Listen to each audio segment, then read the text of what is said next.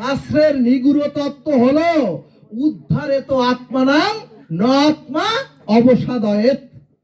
অর্থাৎ ভগবান বললেন, ওগো তোমরা কারো উপর তোমার উদ্ধারের ভার রেখো না, নিজের উদ্ধার নিজে করো।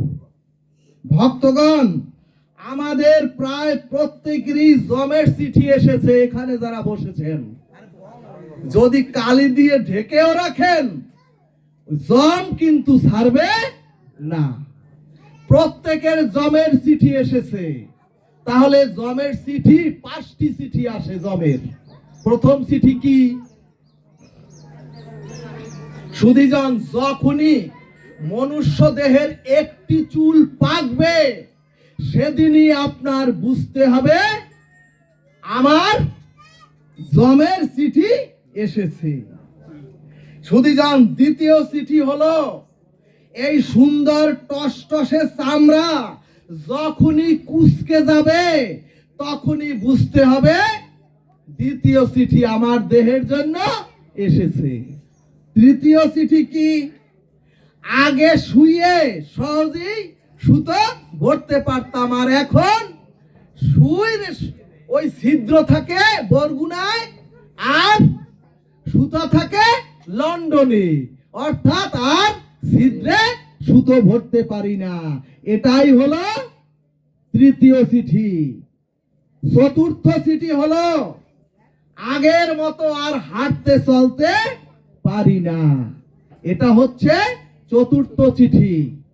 পঞ্চম চিঠি হলো দাঁতগুলিতে আগে বড় বড় মোটা হাড়গুলিও চিবুয়ে খেতাম, আর এখন নরম মাংস দাঁতের মধ্যে ঢুকে পড়ে। সুধীজন, যখন দাঁতগুলি নড়বড়ে হয়, এটা হলো পঞ্চম চিঠি। সুধীজন, যাদের কাছে জমের চিঠি এসেছে, আজকে তাদের চরণ ধরে মিনতি করব। আজকে চরণ ধরে আপনাদের চরণ ধুলি আমার মস্তকে নিয়ে মিনতি করব। ওগো, সারাটা জীবন ধরে আমরা আমিষ গ্রহণ করি, আমরা জীব হত্যা করি, সারাটা জীবন ধরে আমরা সাত্বিক আহার গ্রহণ করতে পারি না। তাহলে আমরা সারা জীবন জীব হত্যা করে খাচ্ছি, সারা জীবন ধরে আমিষ খাচ্ছি। এমনকি আমরা সকলেই, এমনকি আমার কথা বলবেন, আমিও আমিষ গ্রহণ করি। যদিও গোবিন্দ প্রসাদ গ্রহণ করি, তারপরও আমি আমিষ গ্রহণ করি। কারণ ওই যে লাউয়ের ডগার মধ্যেও জীবন আছে। সুধীজন, তাহলে আমরা কেউ সাত্বিক আহারী চরাচরের নই। কিন্তু সুধীজন, শেষের দিন অর্থাৎ মৃত্যুর পরে যেদিন আত্মা ওই পরমাত্মার সাথে মিলনের দিন, অর্থাৎ যেদিন শ্রাদ্ধের দিন, যেদিন আপনার আমার আত্মা বিদায়ের দিন, অর্থাৎ যেদিন মৃত্যুর পরে, আপনারা তো জানেন দশমিধে ক্ষুধাত্মা, 10 দিনে ওই ছায়ার দেহ, ওই ভৌগ দেহে ক্ষুধা প্রাপ্ত হয়।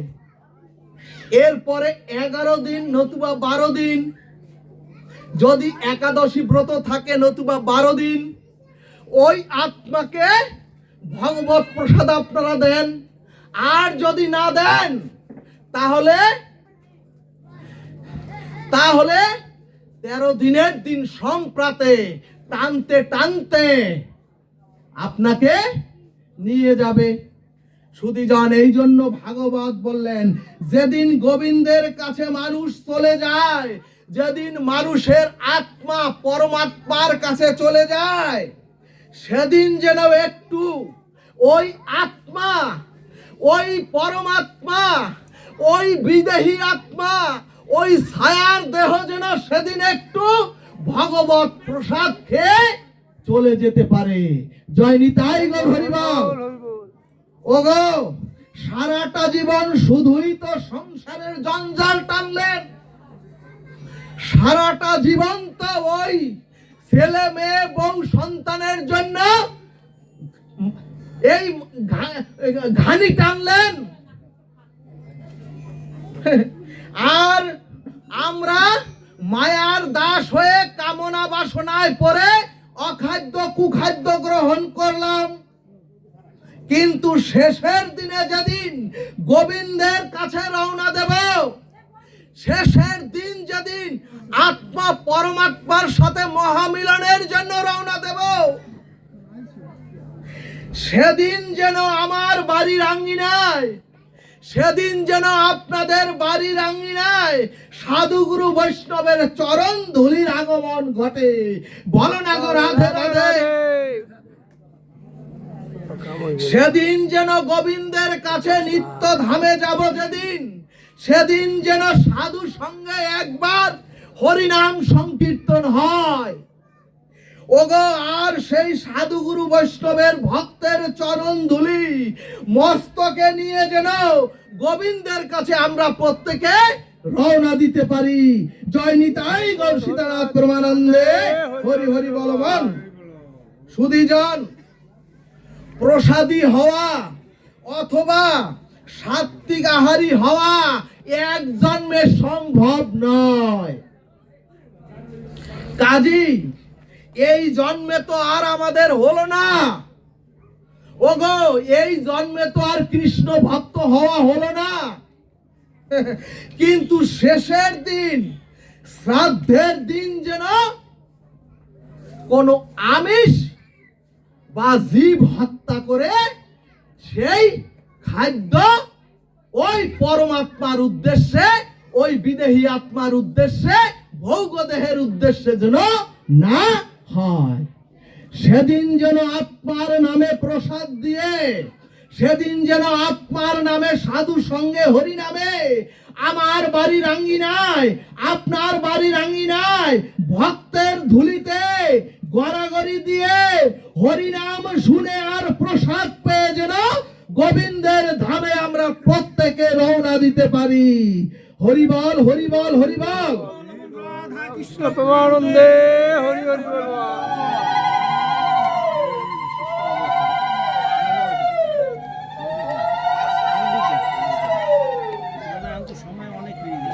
ওগো সারাটা জীবন পাপ করলাম, ওগো শেষের দিনে যেদিন চিরদিনের মতো চলে যাব, সেদিনও কি পাপিষ্ঠ দেহ নিয়ে, সেদিনও কি পাপ করে আমরা যাব, সেদিন যেন আমরা পাপ করে না যাই। কাজেই ভক্তগণ, হরিকথা ভাগবত আলোচনার থেকে আমরা যদি এই সিদ্ধান্তটুকু না নিতে পারি, এই শিক্ষাটুকু না নিতে পারি, সব ছাইর মধ্যে ঘি ঢালা সমান কথা। অর্থাৎ আজকে আমরা আমাদের সন্তান আত্মীয় স্বজনদের ডেকে যেন আজকে পর্যন্ত যা হয়েছে হোক, আমরা আজকের থেকে এই সাধু সঙ্গে এই হরি কথায় যেন সিদ্ধান্ত নিতে পারি।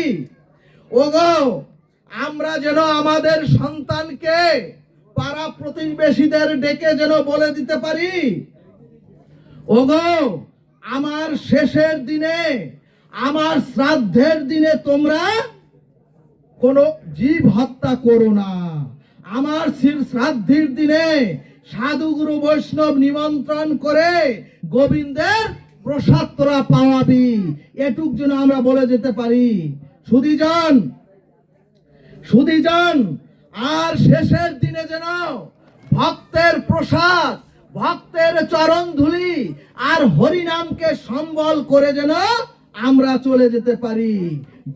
সুধীজন, আজকে আপনারা একটি অন্তত প্রতিজ্ঞাবদ্ধ হন, যেহেতু সংকেশ এসেছে আর হরি কথা বলার সুযোগও নাই। আজকে আপনারা এই ভাগবত সঙ্গে ওগো সাথে তো কেউ কোনো করি নিতে পারবেন না।